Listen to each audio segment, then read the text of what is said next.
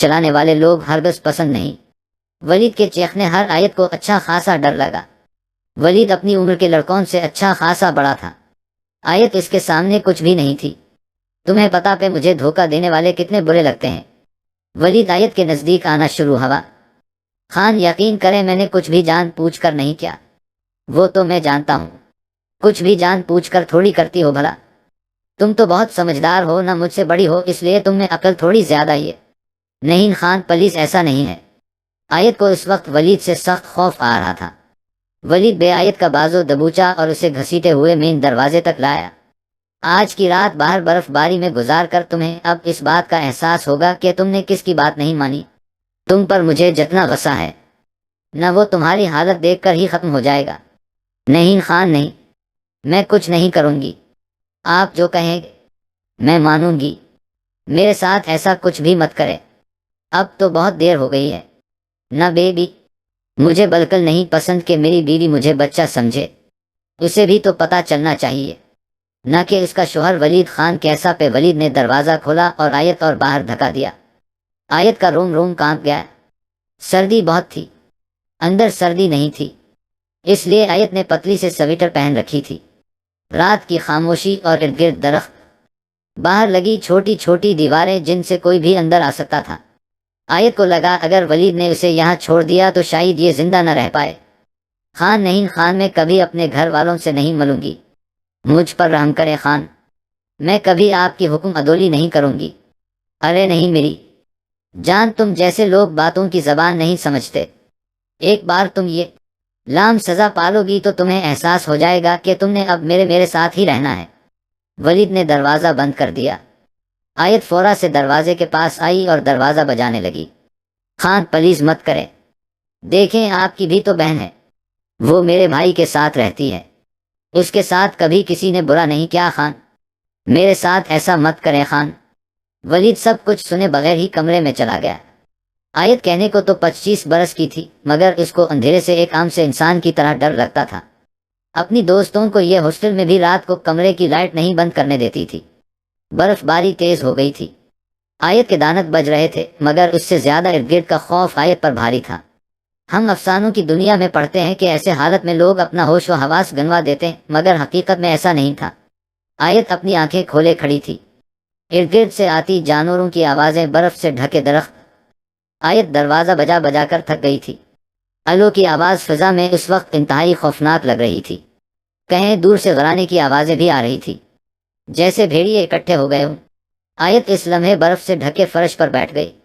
اسے جس کی محبت کی خاطر اس شادی کو قبول کرنا پڑا وہ عیش میں رہ رہی تھی، اور یہ کیسے یہاں رہ رہی تھی۔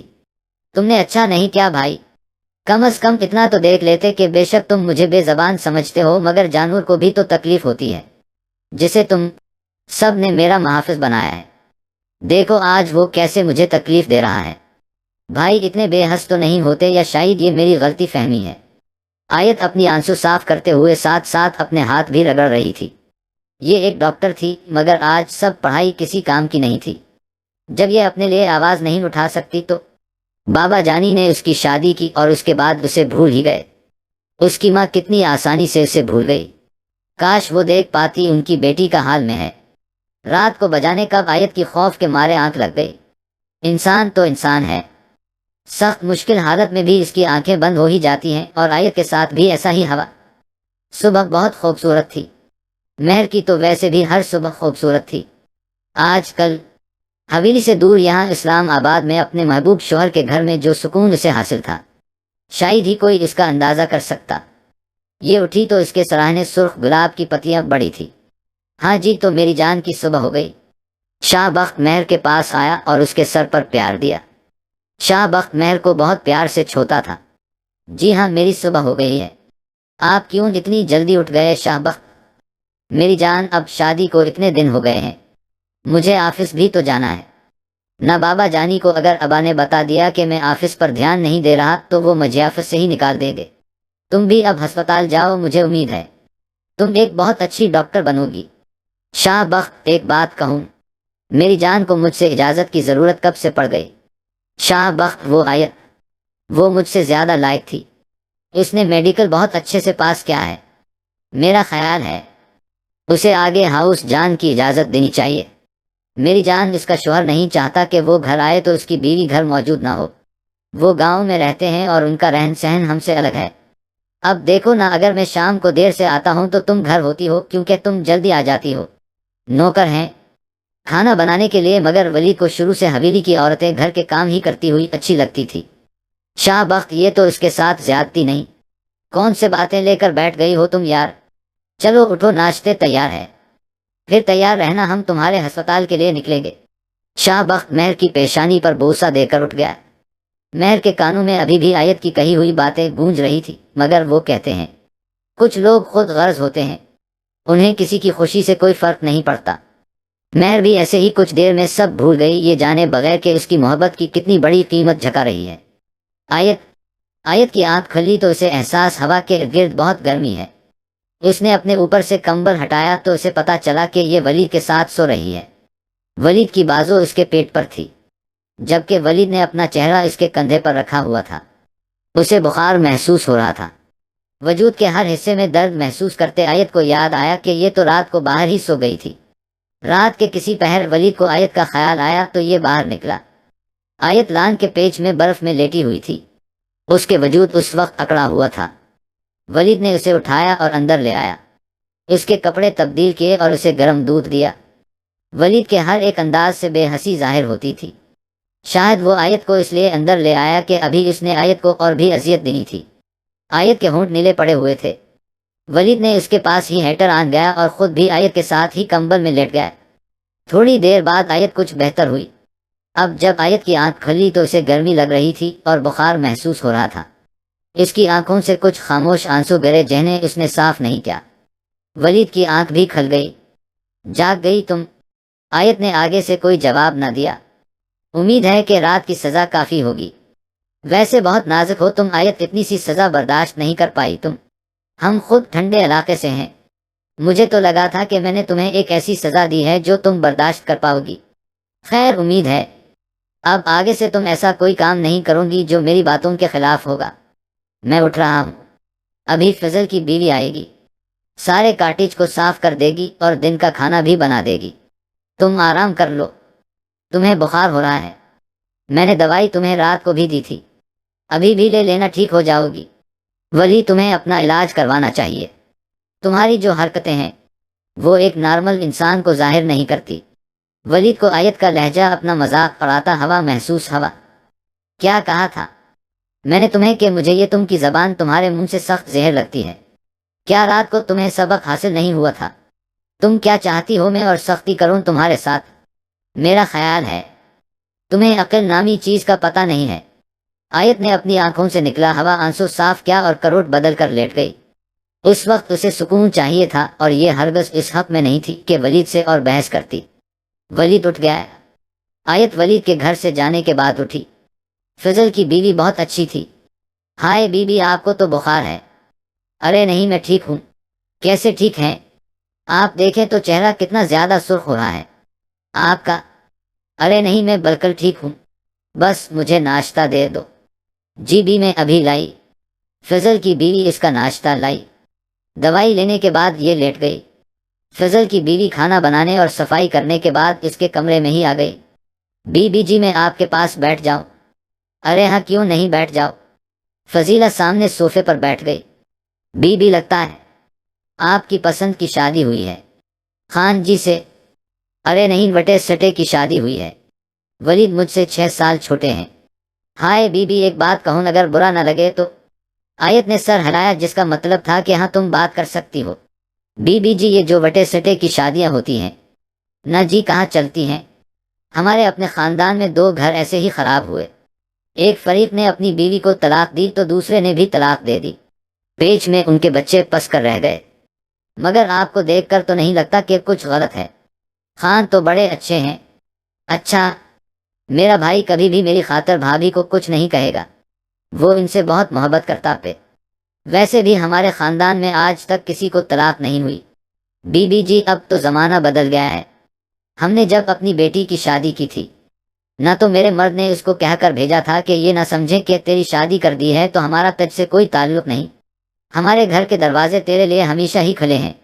ہماری بیٹی تو جی بڑی سکھی رہ رہی ہے۔ آیت کی آنکھوں میں اپنے ماں باپ کا سوچ کر آنسو نکل آئے۔ بے شک ولید نے منع کیا تھا، سب کو آیت سے ملنے تھے مگر سب ملنے تو آ سکتے تھے، کیا آیت سب کے لیے اتنی پرائی ہو گئی تھی؟ اس سے بہتر تو یہ لوگ تھے، کم کھاتے تھے مگر بیٹی کو عزت تو دیتے تھے۔ اچھا سنو، کیا یہ علاقہ خوبصورت ہے؟ بہت خوبصورت ہے۔ بی بی جی آپ خان کے ساتھ جانا نہ باہر، آپ کہیں تو باہر لے جاؤں آپ کو، دوپہر ہو گئی ہے، آپ بہتر محسوس کرے گی، چلو چلتے ہیں، اب تو بخار کم ہے۔ دن کا کھانا کھا کر آیت نے فضیلہ سے کہا کہ تھوڑی دیر لے لیے باہر چلتے ہیں، اسے آس پاس کا علاقہ ہی دیکھا دے۔ دھوپ نکلی ہوئی تھی جو برف پر پھیلی بہت پیاری لگ رہی تھی۔ آیت نے لانگ کوٹ پہنا اور اس کے ساتھ باہر آئی۔ یہ لان کی کرسیوں پر بیٹھی ہوئی تھی۔ سامنے ویرانے کو دیکھ کر دو پل اسے خوف آیا مگر پھر اپنا رات کو اس ویرانے میں ہونا یاد آیا۔ ولید ابھی ابھی واپس آیا تھا، اس کے ہاتھ میں پھولوں کے گجرے تھے، ساتھ اور بھی کافی ساری چیزیں تھی۔ خان جی، فضیلہ کی آواز پر آیت نے نظر اٹھا کر اوپر دیکھا۔ ولید آ گیا تھا۔ تم جاؤ۔ فضیلہ فورا ہی چلی گئی۔ اب کیسی طبیعت پہ تمہاری؟ اب ٹھیک ہوں۔ ولید اس کے سامنے گھٹنوں کے پل بیٹھا اور شاپر سے سفید پھولوں کے گجرے نکالے۔ آیت کا ہاتھ تھام کر ولید نے سے گجرے پہنائے۔ میں نے سوچا میری بیوی بھی کہتی ہوگی ہم یہاں شادی کے بعد آئے ہیں تو میں نے اسے کچھ لے کر ہی نہیں دیا۔ آیت کو کوئی خوشی نہیں کر رہی تھی ولید کے اس رویے سے، کیونکہ وہ ثابت کر چکا تھا کہ آیت کی کیا اہمیت ہے اس کی نظر میں۔ آیت کی چھوٹی پر بھی ولید بھی گجرے لگائے تھے۔ بہت پیاری ہو تم، تیار ہو کر رہا کرو، مجھے اچھا لگتا ہے جب تم تیار ہوتی ہو، ان ہاتھوں پر مہندی اچھی لگتی ہے۔ فضیلہ کی بیٹیوں سے کہوں گا تمہیں مہندی لگا جائیں، ہم نے یہاں 15 دن رہنا ہے، میں چاہتا ہوں تم میری ہر ضرورت کا خیال رکھو، اس رشتے نے ساری زندگی اب رہنا ہے۔ خان، رشتے احساس سے بنتے ہیں، عزت اور احترام سے بنتے ہیں، اگر آپ میری عزت نہیں کریں گے تو میں کیسے اس رشتے کو آگے بڑھا پاؤں گی؟ تم میری نیچر سے واقف ہو آیت، میں غصے کا تیز یون، بچپن میں دادی صاحب میرے سارے لاڈ اٹھاتی تھی، ان کی وجہ سے میں نے کوئی کام خود کیا ہی نہیں ہے، اب مجھے عادت بھی نہیں رہی کہ میں کچھ بھی خود کروں، مجھے بچپن سے ہمیشہ لینا سکھایا گیا ہے، میری فطرت میں کچھ خامیاں ہیں، امید ہے وقت کے ساتھ ساتھ سب بہتر ہوگا۔ چلو آؤ تمہیں علاقہ دکھاتا ہوں۔ آیت اس لمحے خاموش ہو گئی۔ کبھی کبھی خاموشی بہترین ہوتی ہے، اس لیے آیت نے بھی خاموشی اختیار کر لی، کیونکہ ابھی کچھ بھی کہنے کا کوئی فائدہ نہیں تھا، نہ جانے ولید نے بدلنا تھا یا نہیں، اور آیت کی زندگی نے کیا موڑ لانا تھا۔ آیت کی والدہ کمرے میں بیٹھی اپنی بیٹی کو یاد کر رہی تھی۔ آیت جو مرضی کہہ دیتی یہ تھی تو یہ مہینہ، ان کے دل کو کیا نہیں پتا چلتا تھا جب آیت کو تکلیف ہوتی تھی۔ شادی کے اگلے روز اپنی بیٹی کے چہرے پر انگلیوں کے نشان، اور کسی نے دیکھے ہوں یا نہ دیکھے ہوں مگر انہوں نے ضرور دیکھے تھے، اور اپنی بیٹی کا درد بھی محسوس کیا تھا۔ ماں تھی نہ، اور ماں تو اپنی اولاد کے لیے کچھ بھی کر سکتی ہے، مگر اس حویلی میں رہتے ہوئے ان کی کبھی نہیں سنی گئی تھی۔ چھوٹی سے عمر میں یہ شادی کر کے اس حویلی آئی تھی، پھر 3 بچوں کے بعد انہیں لگتا تھا کہ سب کچھ بدل جائے گا، مگر ان کی ساس کے آگے ان کی کہاں چلتی تھی۔ وہ بہت عجیب عورت تھی، ساری زندگی تخت پر بیٹھ کر انہوں نے بہو پر حکم چلایا تھا، اس حویلی کے مرد ان کے آگے نہیں بولتے تھے۔ ان کی وفات کے بعد بھی انہیں ایک پل اس حویلی میں چین سکون نصیب نہیں ہوا تھا۔ ان کا بیٹا تو مہر کو لے کر چلا گیا، وہ بہت خوش قسمت تھی کہ اسے ان کا بیٹا ملا تھا، مگر ان کی بیٹی کے نصیب اچھے نہیں تھے۔ کیا ہوا، اداس کیوں بیٹھی ہوں؟ خان بیگم، بڑے خان جی وہ آیت ہم سے ملنے نہیں آئی، بابا جان نے بھی ولید کو نہیں کہا کہ آیت کو آنے دیں ہم سے ملنے کے لیے۔ دیکھو خان بیگم، اب وہ بیٹی اس گھر کی ہے، اگر ولید ساری زندگی بھی اسے ہم سے نہ ملنے دے تو ہمیں کوئی فرق نہیں پڑتا، وہ اب اس کی بیوی ہے اور بالکل ٹھیک ہے، اچھا خاصا تو ہے۔ ولید، گاؤں کا سب کچھ تو اس کا ہے، مگر خان جی بس ہم زیادہ باتیں نہیں سننا چاہتے، آپ جائیں اور کھانے کا انتظام کروائیں، بابا جان بھی انتظار کر رہے ہیں۔ کھانے کا؟ آیت کی والدہ خاموشی سے اٹھ گئی، انہیں کہاں اجازت تھی شوہر کے سامنے کچھ بولنے کی۔ آیت ولید کے ساتھ ہی بیٹھی ہوئی ٹی وی پر چلتے ہوئے پروگرام کو دیکھ رہی تھی، ہاتھوں میں پہنے ہوئے گجرے ابھی بھی کھلے ہوئے تھے۔ ولید نے آیت کی غائب دماغی نوٹ کی۔ آیت آیت کیا ہوا؟ ہاں ہاں کچھ نہیں، وہ بس کالج کی دوستیں یاد آ گئی، وہ شادی پر نہیں نہ آ پائے، مجھے یاد ہی رہا انہیں بلانا۔ شادی اتنی جلدی ہوئی کہ اتنا وقت بھی نہیں تھا کہ میں انہیں بلاتی۔ کبھی بلا لینا تم انہیں حویلی۔ پتہ ہے، میری یونیورسٹی میں بھی دوست کہہ رہے تھے کہ وہ ہماری دعوت کریں۔ میں نے کہا کہ ذرا ٹھہر جاؤ، واپس جائیں کہ تو پھر کر لینا۔ کتنے دوست ہیں آپ کے خان؟ بس ایک ہی دوست ہے، اور ایک اور بھی ہے مگر اس سے کم ہی ملاقات ہوتی ہے۔ وہ ہمارے ساتھ نہیں پڑھتا، سکول کا دوست ہے۔ کیا پڑھ رہے ہو آپ خان؟ تمہیں نہیں پتا میں کیا کر رہا ہوں؟ نہیں خان، میں ماسٹرز کے فرسٹ سیمسٹر میں ہوں، ایگریکلچر میں کر رہا ہوں۔ ماسٹرز میں؟ ہمارے گاؤں سے یونیورسٹی جاتے ہوئے مجھے 1.5 گھنٹہ لگ جاتا ہے، مگر واپسی پر آفس جانا میرے لیے پھر آسان ہوتا ہے، اس لیے میں شہر نہیں آیا۔ خان ایک بات کہوں، کیا میں کبھی ہاؤس جاب نہیں؟ جتنا پڑھنا تھا پڑھ لیا، میں کما رہا ہوں، میرے بچوں کو کوئی مسئلہ نہیں ہوگا، تمہیں پریشان ہونے کی ضرورت نہیں، تمہاری ہر ضرورت میں پوری کر دوں گا، مگر تم ہرگز حویلی سے باہر یوں نہیں جاؤ گی۔ اچھا، میں روم میں جا رہا ہوں، تم بھی آ جاؤ۔ ولید اٹھ گیا۔ آیت کو معلوم تھا اب یہی اس کی زندگی ہے۔ وہ 5 سال دن رات کی محنت ضائع گئی تھی۔ شاہ بخت اس وقت آفس میں بیٹھا تھا۔ اس کا ایک پرانا دوست اس سے ملنے کے لیے آیا۔ ارے احمد، کیسے ہو تم؟ میں بالکل ٹھیک، تم سناؤ کیسی چل رہی ہے شادی شدہ زندگی؟ بہت اچھی، بس تمہاری بھابھی بہت اچھی ہیں۔ تم تو جانتے ہو تمہاری بھابھی کو پانے کے لیے کتنا کچھ کرنا پڑا مجھے، مگر جہاں تک میں جانتا ہوں تم لوگوں کے خاندان میں تو شادیاں باہر نہیں ہوتی نا، اور بھابھی کے لیے تمہارا ہی رشتہ سوٹ کرتا تھا، پھر کیوں مشکل ہوئی تمہیں؟ یار، ہمارے خاندان میں وٹے سٹے کی شادی ہوتی ہے، بڑی بہن کا بھی وٹا سٹا ہی ہوا ہے۔ اس کی نند جو ہے وہ میری پھوپھو کے بیٹے کی بیوی ہے، میری پھوپھو کا ایک اور بھی بیٹا ہے۔ سب کہتے تھے کہ پھوپھو کی بیٹی سے میری شادی ہوگی اور اس کے بھائی سے آیت کی، کیونکہ آیت کا شوہر اس سے 6 سال چھوٹا ہے۔ وہ تو شکر ہے، مہر نے گھر میں سب کو بہت زیادہ فورس لیا۔ مہر نے یہاں تک کہا دیا تھا کہ وہ کچھ کر لے گی اپنے آپ کو اگر میرے ساتھ شادی نہ ہوئی تو۔ مجبورہ بابا جانی کو عزت کی خاطر اس کی بات مانی پڑی۔ ولید بھی پھر مان ہی گیا۔ یہ تو غلط ہے، نہار تمہاری بہن کوئی بیل بکری تو نہیں تھی، تم نے اور مہر نے اپنی محبت کے لیے آیت کے ساتھ اچھا نہیں کیا۔ کل کو اس کا شوہر کسی اور میں انٹرسٹ لیتا ہے۔ یار ایسی کوئی بات نہیں، بہت، اور سب سے اچھی چیز اس نے میری بہن کو خان بیگم بنایا ہے، وہ ساری عمر اس کے بغیر کسی سے شادی نہیں کرے گا، مگر وہ مرد ہے، اگر گھر کے باہر کسی سے چکر چلا لیا تو ایسا کچھ نہیں ہوگا۔ خیر جو بھی ہے، تم نے اپنی بہن کے ساتھ اچھا نہیں کیا، تم نے خود غرض دکھائی ہے، اور جو رشتے کسی کی خوشی کو ختم کر کے بنائے جائیں وہ زیادہ چلتے نہیں ہیں۔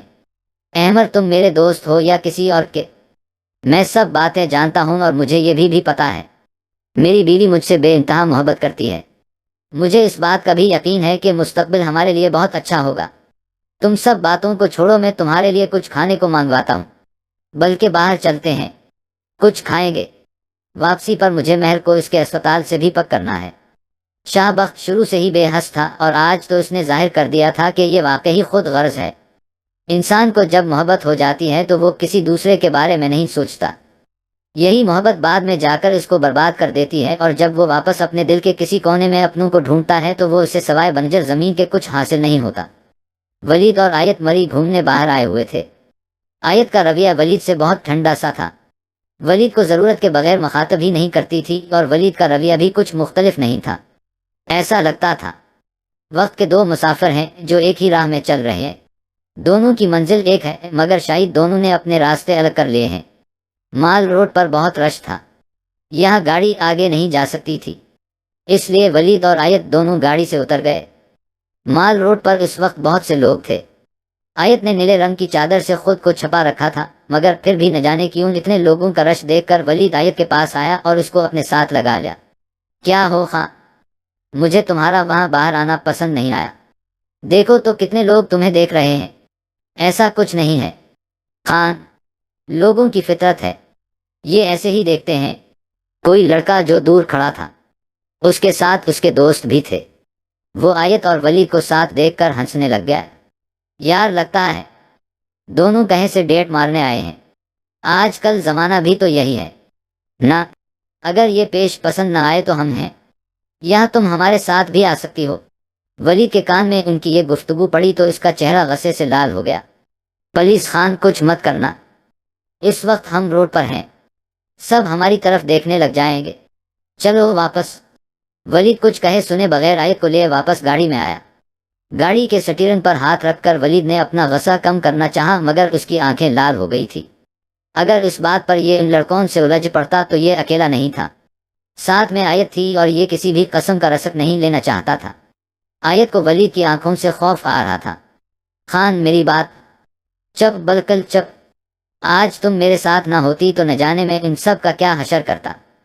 خان ایسے لوگ تو ہر جگہ موجود ہوتے ہیں، آیت مجھے نہیں پسند کہ تم میری باتوں کو کاٹو، تم جانتی ہو میں ان کا حشر ابھی ہی بگاڑ سکتا تھا، مگر تمہاری ذات پر سوال آتا جو مجھے برداشت نہیں ہوتا۔ ولید اس وقت سخت جنونی ہو رہا تھا۔